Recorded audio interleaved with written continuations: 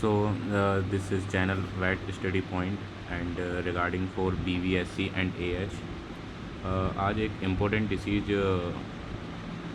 पढ़ेंगे जो कि पिग में ज़्यादातर देखने को मिलती है, जो कि डेफिशिएंसी ऑफ पिग से होती है, उसको अपन पिगलेट एनीमिया बोलते हैं।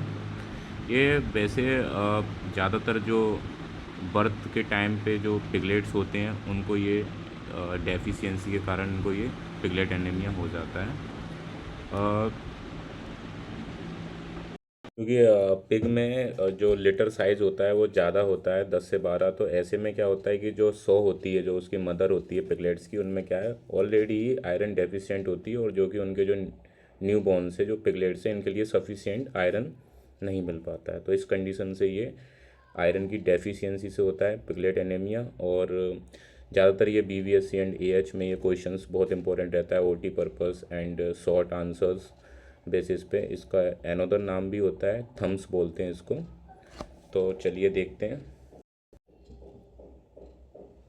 ये highly fatal disease of the Suckling pigs हैं, क्योंकि आफ्टर द बर्थ जो पिगलेट्स मिल्क के लिए जो सकलिंग करते हैं ये उनमें देखा जाता है।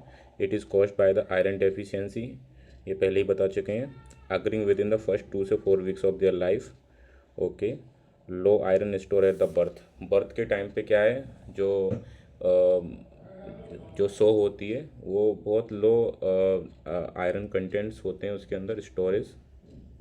जब भी अपन क्लिनिकल साइंस देखेंगे तो इनकी स्किन पेल और म्यूकस मेम्ब्रेन मिलेगा पेल एंड डिस्पेनिया।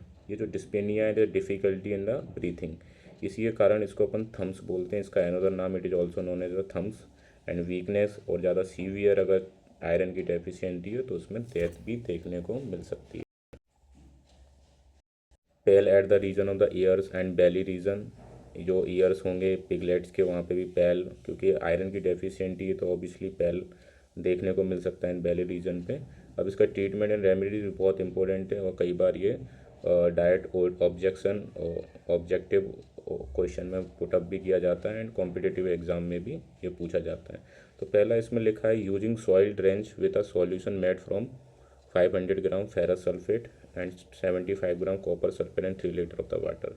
ये अपन सॉइल में भी इसको मिक्स करके और उनको रेयरिंग कर सकते हैं सॉइल में। अगर उनके जो सॉइल में अपन ये सॉल्ट मिला देते हैं फेरस सल्फेट, याद रखना इसका 500 gram ferrous sulphate and 75 gram copper sulphate and 3 litre of water. दूसरा आता है daily painting of the mother udder with ferrous sulphate. तो जब भी अपन उन पिगलेट्स को सकलिंग के लिए अपन मदर अडर पे जैसे उनको अलाउ करेंगे तो अपन क्या करेंगे, पेंटिंग कर देंगे।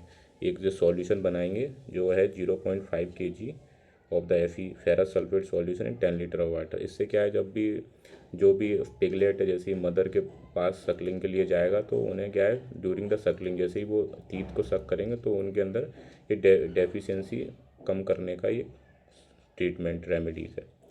एक और आता है डेली एडमिनिस्ट्रेशन, ये इम्पोर्टेंट है कि कितना अपन इसको एडमिनिस्ट्रेशन मतलब कि अपन पिला सकते हैं।